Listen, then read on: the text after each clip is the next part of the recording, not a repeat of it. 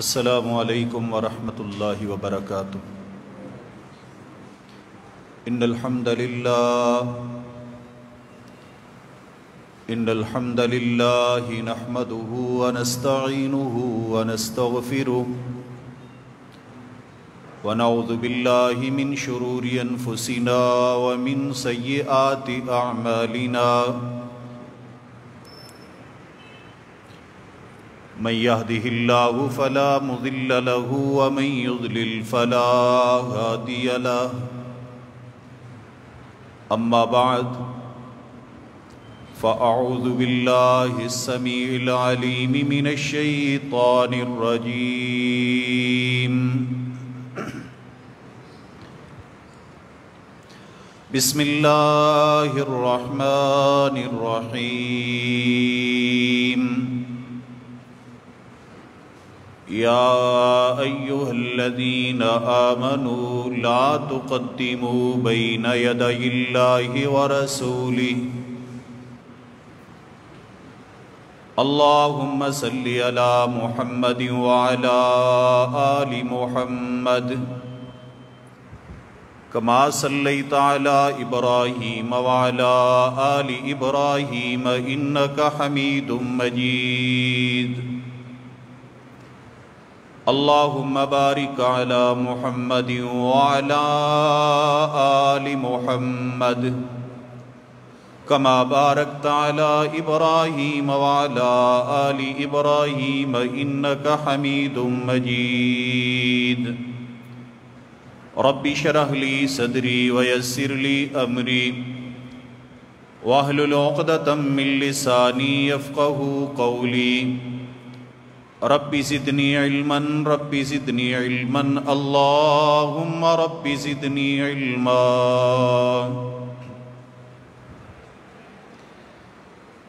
انتہائی احترام کے لائق دوستوں، بزرگوں، بھائیوں، پردہ نشین ماؤں اور بہنوں، آج کے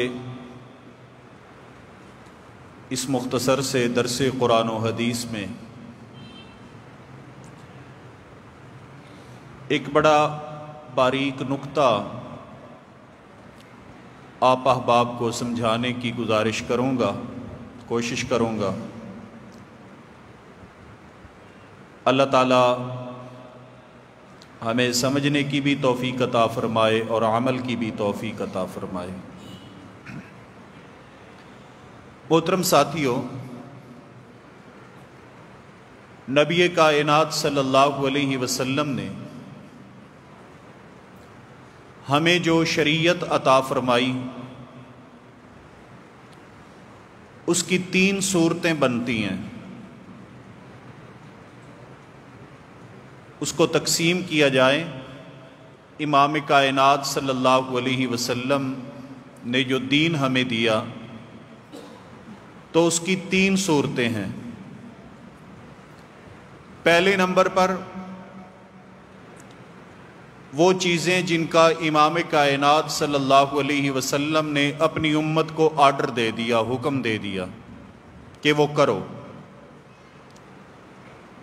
اللہ نے فرمایا اقیم الصلاۃ، نماز قائم کرو، آتوا الزکوٰۃ، زکوٰۃ ادا کرو، کتب علیکم الصیام، روزے رکھو، وَلِلَّهِ عَلَى النَّاسِ حِجُّ الْبَيْتِ، بیت اللہ کا حج کرو جس کے پاس طاقت ہو۔ تو نبی کائنات صلی اللہ علیہ وسلم کی دی گئی شریعت کا پہلا حصہ اور پہلی صورت یہ ہے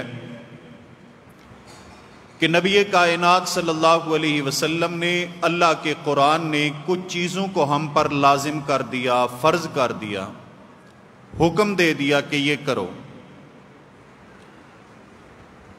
تو جن چیزوں کا حکم امام کائنات نے دیا، اللہ کے قرآن نے دیا، اس کے متعلق ہر مومن کا، مسلمان کا یہ نظریہ ہے کہ وہ عمل کرنا فرض ہے، اس میں کوتاہی، سستی اور غفلت کرنا یہ مومن کے لیے جائز نہیں، درست نہیں۔ اس میں تقریباً کسی بھی مکتبہ فکر کا کوئی اختلاف نہیں ہے۔ دوسری صورت، امام کائنات صلی اللہ علیہ وسلم نے کچھ چیزوں سے اپنی امت کو روک دیا، یعنی امر اور نہی۔ کچھ چیزوں سے نبی پاک صلی اللہ علیہ وسلم نے روک دیا، قرآن نے روک دیا، جیسے لا تقربوا الزنا، بدکاری کے قریب بھی نہیں جانا، جیسے چوری نہیں کرنی، شراب نہیں پینی، کسی کا مال نہیں کھانا، سود نہیں کھانا، رشوت نہیں کھانی۔ یہ وہ قسم ہے کہ جن کا امام کائنات صلی اللہ علیہ وسلم نے جن سے منع کر دیا۔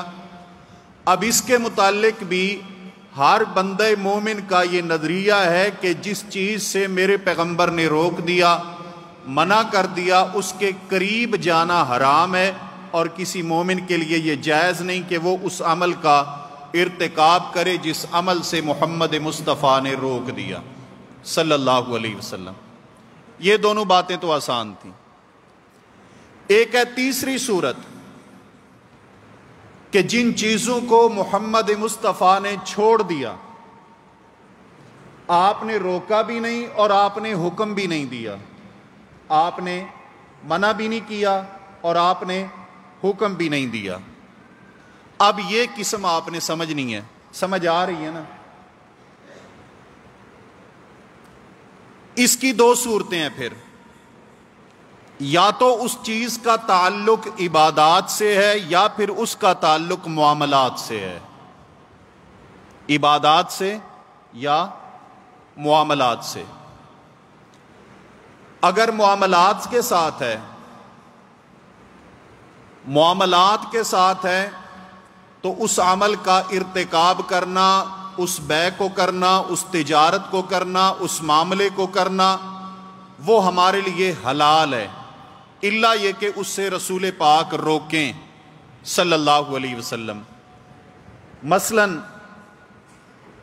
کبوتر کھانا جائز ہے نا، لیکن کوا کھانا حرام ہے، سانپ کھانا حرام ہے، گدھا کھانا حرام ہے۔ کیوں؟ نبی پاک نے روک دیا صلی اللہ علیہ وسلم۔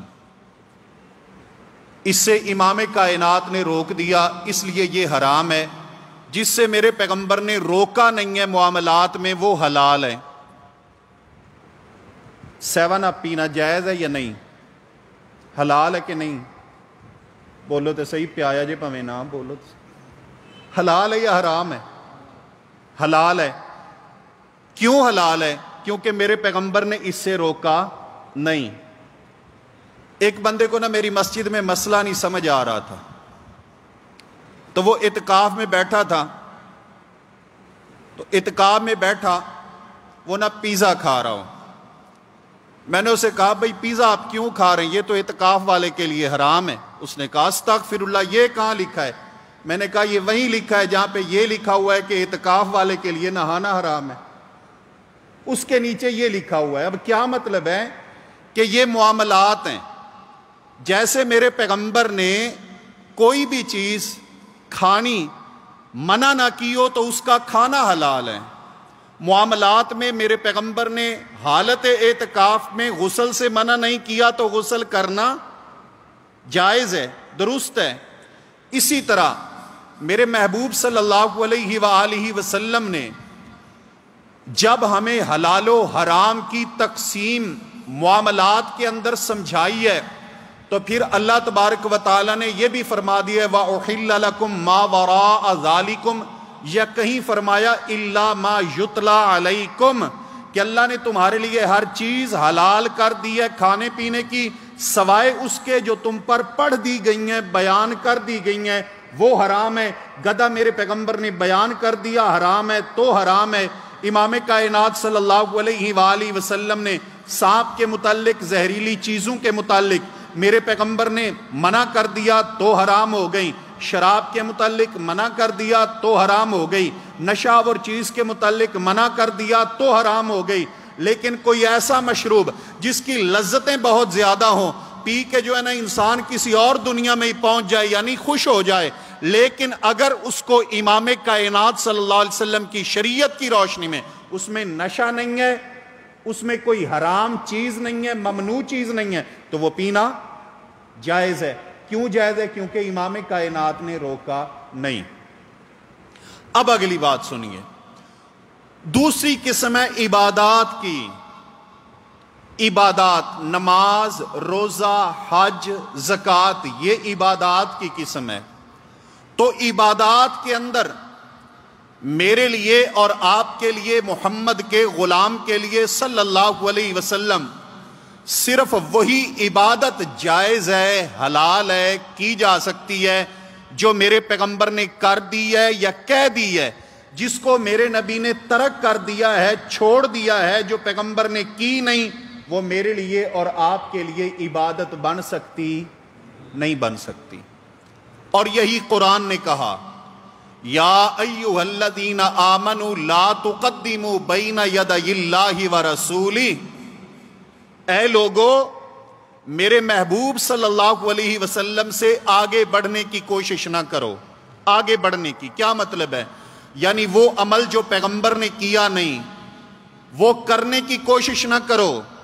مثلا نماز پڑھتے ہیں نا، ہم نماز پڑھی، مقصد اللہ راضی ہو جائے، آپ نے قیام کیا، اس کے بعد آپ رکوع میں چلے گئے، رکوع سے کھڑے ہو گئے، آپ کا دل چاہا کہ قاری صاحب کی آواز بڑی خوبصورت ہے اور میں آج حشاش بشاش ہوں اور کیا ہی لطف آ رہا ہے قرآن کریم کو سننے کا، چلیں ایک قیام قاری صاحب اور کروا دیں، رکوع کے بعد پھر تلاوت شروع کر دیں، جائز ہے؟ کر لیں گے۔ کیوں نہیں کریں گے؟ کیونکہ یہ عبادت ہے، اور یہ کرنی اس لیے جائز نہیں ہے کہ میرے محمد مصطفیٰ نے کی نہیں ہے صلی اللہ علیہ وسلم۔ آپ سجدے میں گئے، تاک رات تھی، سکون والی رات تھی، آپ نے اللہ تبارک و تعالیٰ سے راز نیاز کی باتیں شروع کی، اللہ مالک کائنات کا ذکر کیا، سجدے کیے، دو کر لیے، آپ کا دل چاہا کہ آج تو عبادت میں لذت ہی بڑی آ رہی ہے، چلے میں ایک اور کر دیتا ہوں۔ مجھے بتائیں یہ تیسرا سجدہ آپ کا ٹھیک ہے؟ کیوں ٹھیک نہیں ہے؟ اس لیے کہ یہ سجدہ آپ کو محمد مصطفیٰ نے دیا نہیں ہے، بتلایا نہیں ہے۔ کئی لوگوں کو یہ بات سمجھ نہیں آتی کہ یہ اہل حدیث ہمیں ان چیزوں سے کیوں روک دیتے ہیں کہ یہ نہ کرو، وہ نہ کرو، کھانا آگے رکھ کے اوپر قرآن نہ پڑھو، یہ جی کیوں روکتے ہیں؟ حالانکہ رسول پاک نے تو یہ منع نہیں کیا۔ تو آپ کو میں یہ بات سمجھاتا ہوں، مجھے میرے سامنے میرے بھائی عرفان صاحب بیٹھے ہوئے ہیں، ان کو دیکھ کے ایک مثال یاد آ گئی ہے۔ یہ صبح صبح جائیں اور نقشہ لے کے جائیں اپنے مستری کے پاس، ٹھیک ہے جی، چلے گئے، یہ انہوں نے بتایا کہ دیکھیں یہ نقشہ ہے، اس کے مطابق آپ نے عمارت بنانی ہے، اس میں اتنی ونڈوز رکھنی ہے، اس میں اتنی چنائی کرنی ہے، اتنی اونچائی کرنی ہے، اتنی اینٹیں لگانی ہے، اتنا سیمنٹ لگانا ہے، اور فلاں فلاں مقام پہ آپ نے اس کو یہ ڈیزائن دینا ہے، ادھر الماری، ادھر کھڑکی، ادھر ونڈو، یہ سب دے کے آ جائیں۔ ہفتے بعد جائیں تو پتہ چلے کہ جس کو نقشہ دے کے آئے تھے اس نے 3 کی بجائے 6 ونڈو کر دی ہیں۔ اس نے کیا کر دی ہیں 3 کے بجائے؟ آپ قبول کر لیں گے؟ انہوں نے کبھی بھی قبول نہیں کرنا، یہ تو میں جانتا ہوں، بالکل بھی قبول نہیں کرنا۔ انہوں نے کہنا ہے یہ پیسے بھی آپ بھریں، یہ خرچے بھی آپ اٹھائیں، آپ نے یہ بلڈنگ اس نقشے پر نہیں بنائی جو نقشہ میں آپ کو دے کے گیا تھا۔ آپ درزی کے پاس جائیں، عید کے دن اسے سوٹ دے آئیں کہ آپ میرا سلائی کر دیں، وہ کرے، وہ بتائے جی بتائیں کیسا ہونا چاہیے، کالر رکھنا ہے، بین لگانا ہے، جیبیں 2 رکھنی ہیں یا سامنے بھی لگانی ہے؟ آپ نے کہنا نہیں نہیں بھائی 2 جیبیں ہوں، کالر لگانا نہیں ہے، بین ہو، اور اس طرح کی میری قمیص آپ سلائی کر دیں۔ جب آپ ہفتے 15 دن کے بعد اٹھانے کے لیے جائیں تو قمیص اس نقشے پر نہ ہو جو نقشہ آپ دے کے آئے ہیں، مجھے بتائیں آپ وہ قمیض اٹھا لائیں گے؟ اپنی قمیص کی باری آئے، آپ لوگ اتنے سیانے، بلڈنگ کی باری آئے تو آپ لوگ اتنے عقل مند، جب دین کی باری آئے تو اس میں جو مرضی اضافہ کر دے، جو مرضی کمی کر دے، آپ کہیں تیرا اضافہ بھی قبول ہے، تیری کمی بھی قبول ہے۔ اللہ فرماتے ہیں خبردار، لَقَدْ كَانَ لَكُمْ فِي رَسُولِ اللَّهِ أُسْوَةٌ حَسَنَةٌ، او کائنات کے لوگوں، نماز پڑھنی ہے تو محمد نے ایک نقشہ دیا ہے، نہ اس سے کم ہو نہ اس سے زیادہ ہو۔ روزہ رکھنا ہے تو تمہیں میرے نبی نے ایک نقشہ دیا ہے، نہ اس سے کم ہو نہ اس سے زیادہ ہو۔ حج کرنا ہے، حج کے اندر تم نے بیت اللہ کے چکر کتنے لگانے ہیں؟ 7۔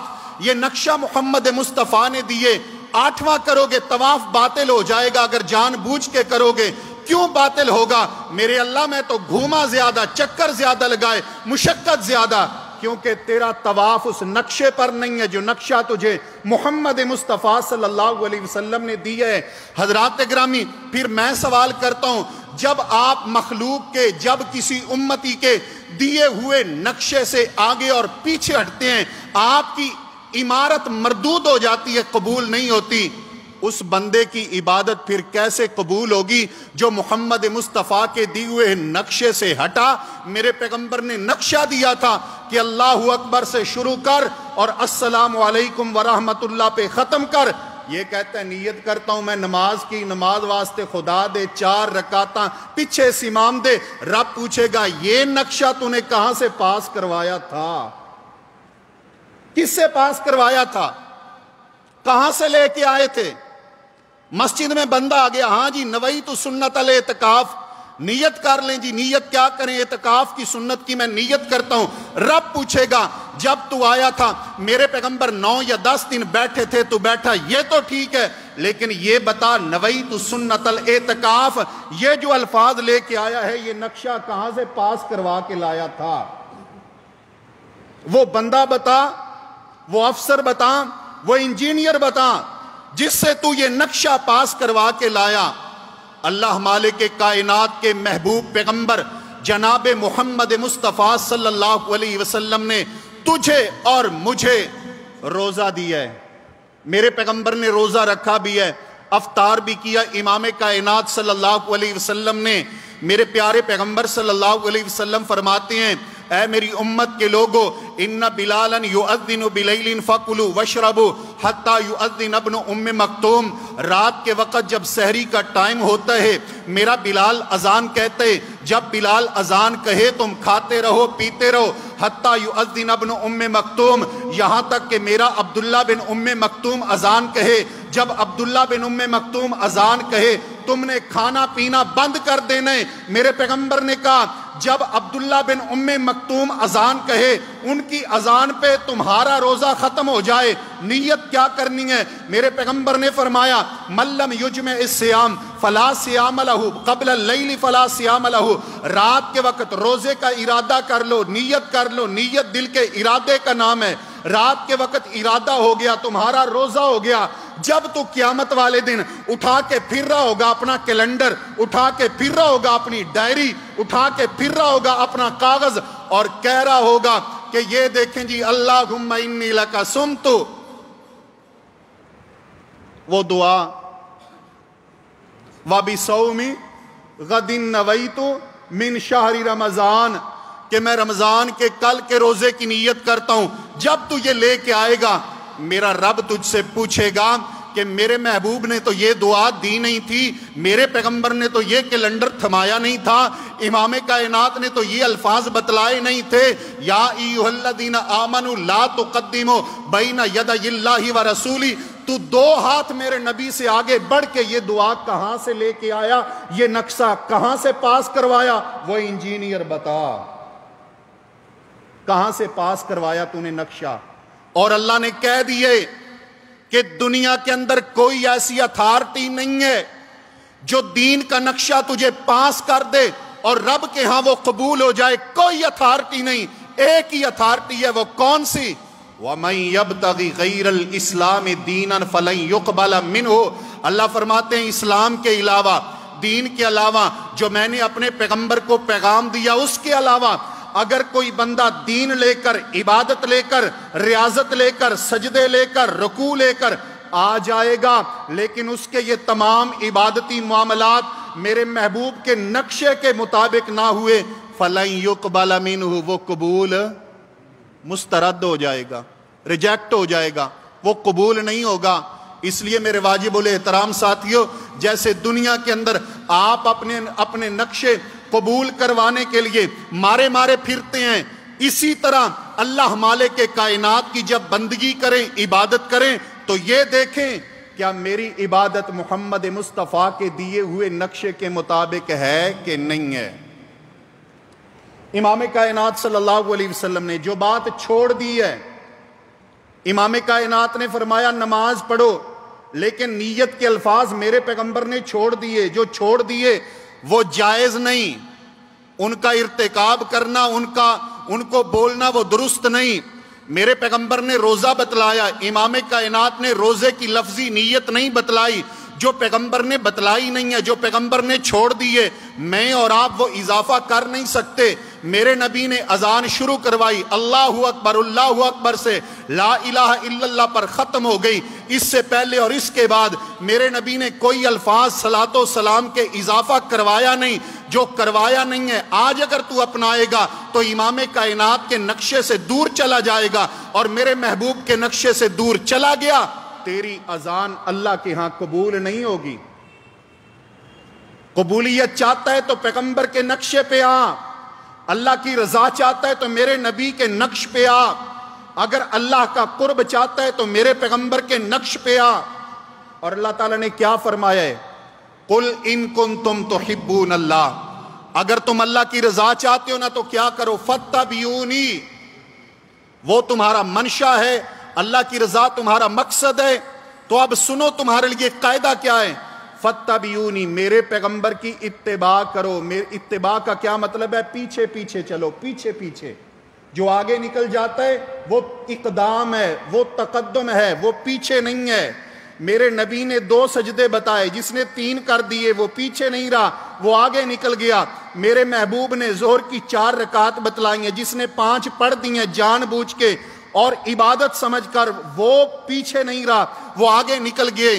میرے پیغمبر نے اذان کے کلمات بتلائے ہیں، جس نے اضافہ کیا صلاۃ و سلام کا وہ پیچھے نہیں رہا ہے، وہ آگے نکل گئے۔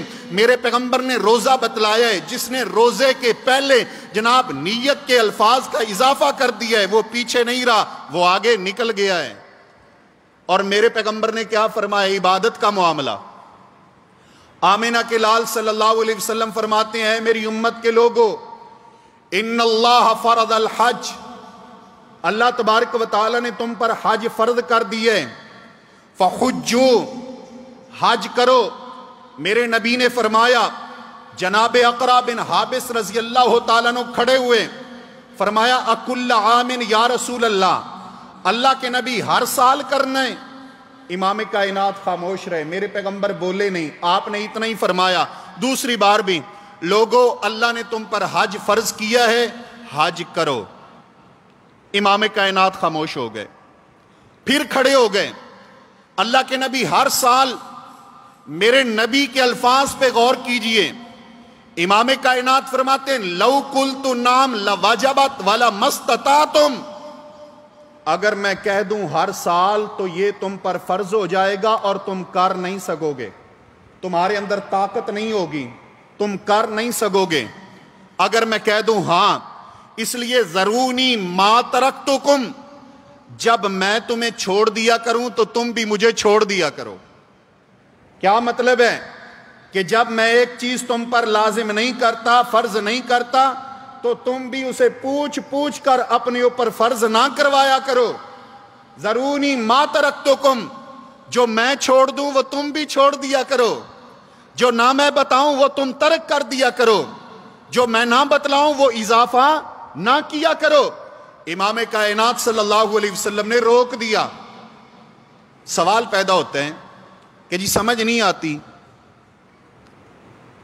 اگر ہم اضافہ کر دیتے ہیں اپنی طرف سے، اگرچہ پیغمبر نے کیا نہیں ہے لیکن ہے تو وہ نیکی نا، نیکی کیسے گناہ بن گئی؟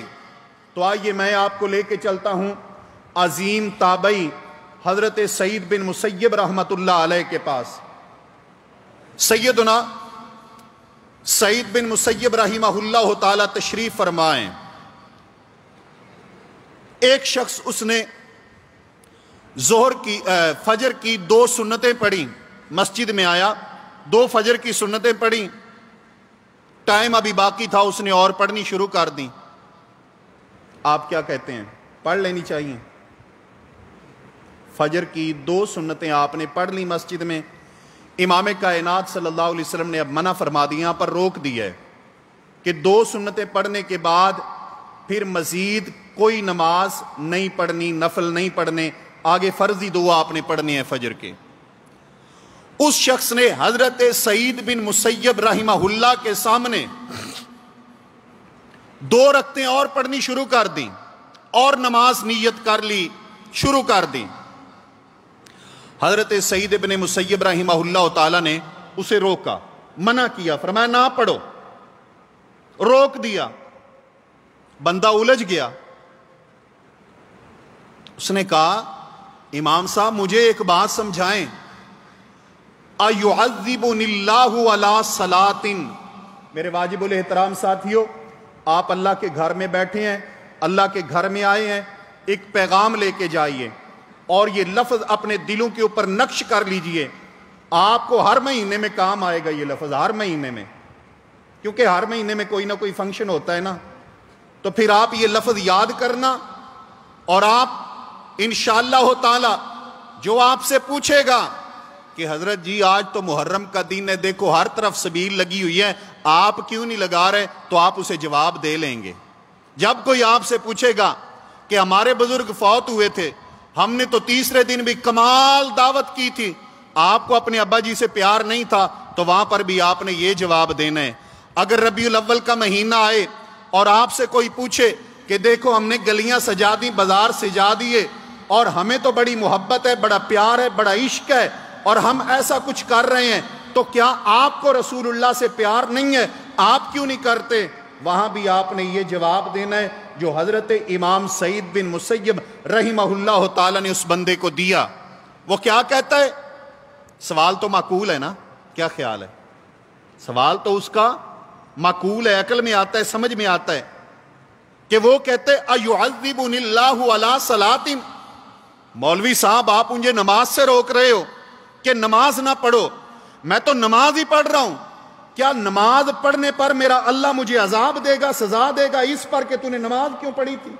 حالانکہ یہ تو اللہ کی عبادت ہے، اللہ کی بندگی، اللہ کی پوجے، مجھے اللہ اس پر کیوں سزا دے گا؟ حضرت امام سعید بن مسیب رحمہ اللہ تعالی فرماتے ہیں لا يعذبك اللہ علی صلاۃ ولكن يعذبك اللہ علی مخالفت سنت نبیہ صلی اللہ علیہ وسلم. اللہ تجھے اس لیے عذاب نہیں دے گا کہ تو نے نماز پڑھی، اللہ تجھے اس لیے عذاب دے گا کہ تو نے اس کے محمد کے نقشے کی مخالفت کی ہے، اس کے حبیب کی سنت کی مخالفت کی ہے، محمد مصطفیٰ کے طریقے کی مخالفت کی ہے صلی اللہ علیہ وسلم. اس پر تجھے اللہ سزا دے گا کہ جو طریقہ تجھے میرے پیغمبر نے بتایا نہیں، تو نے وہ کہاں سے لیا، کہاں سے اپنایا؟ کیا میرے نبی علیہ السلام کے عزیز فوت نہیں ہوئے تھے؟ میرے پیغمبر کی بیٹی حضرت رقیہ پیغمبر کی زندگی میں فوت نہیں ہوئی؟ میرے نبی کی بیٹی ام کلثوم امام کائنات کی حیات مبارکہ میں فوت نہیں ہوئی؟ میرے پیغمبر کی لخت جگر سیدہ زینب نبی کائنات کے دور میں فوت نہیں ہوئی؟ میرے پیغمبر کے بیٹے جناب ابراہیم بن محمد امام کائنات کی زندگی میں فوت نہیں ہوئے؟ میرے پیارے محبوب صلی اللہ علیہ وسلم کے چچا حضرت جعفر طیار رضی اللہ تعالیٰ عنہ کیا میرے نبی کی زندگی میں فوت نہیں ہوئے؟ میرے پیارے پیغمبر کے صحابی حضرت انس بن نضر رضی اللہ تعالیٰ عنہ کیا امام کائنات کی زندگی میں فوت نہیں ہوئے؟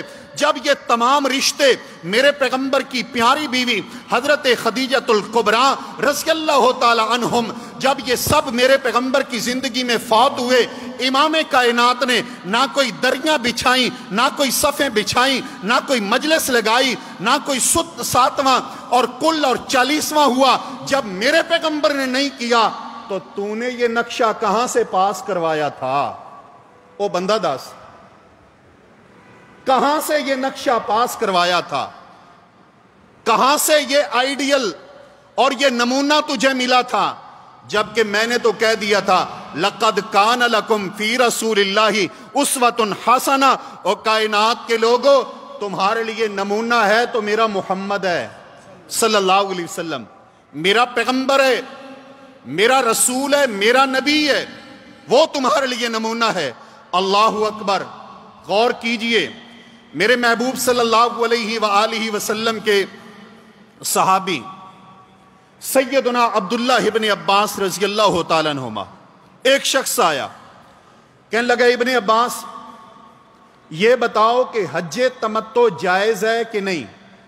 حج تمتع، اللہ کھولے جی حج مسلمانوں کا، ہمارے بھائی بڑے پریشان ہیں، اللہ تعالیٰ آسانیاں فرمائے، پروردگار سب کو بیت اللہ کے نظارے کرائے، اللہ اپنے ان پیارے گھروں کی رونقیں دوبالا فرمائے میرا پروردگار۔